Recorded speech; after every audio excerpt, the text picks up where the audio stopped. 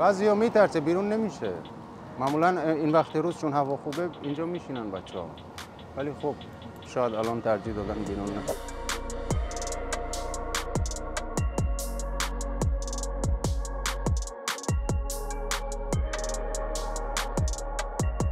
On se trouve actuellement devant un hôtel pour demandeurs d'asile à Londres. Des hôtels comme celui-ci, il y en a environ 200 dans tout le pays. Et comme vous pouvez le voir, la sécurité a été renforcée, les entrées sont filtrées par ces grillages. Il y a aussi maintenant tout le temps une présence policière et des policiers juste devant. Et on remarque que les exilés sont très craintifs à l'idée de nous parler.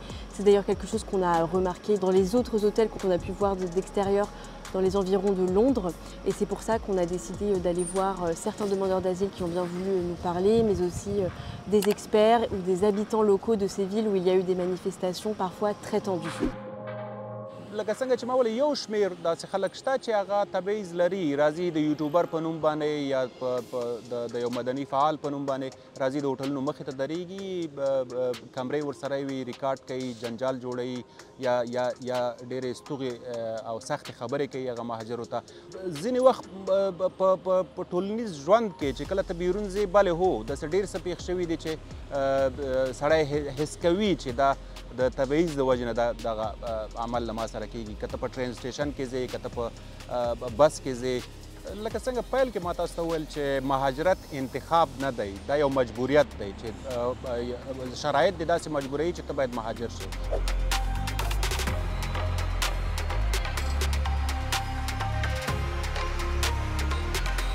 بعضیا میترسه بیرون نمیشه.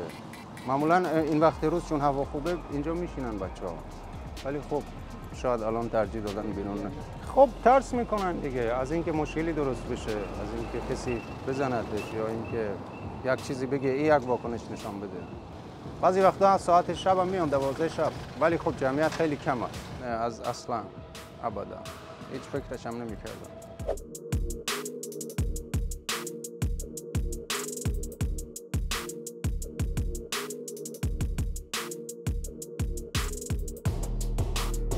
When you work as group, specific as group, some people come and say to you, you have to back to your country and say bad words.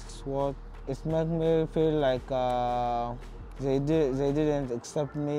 Sometimes I feel sad and I feel a little bit scared.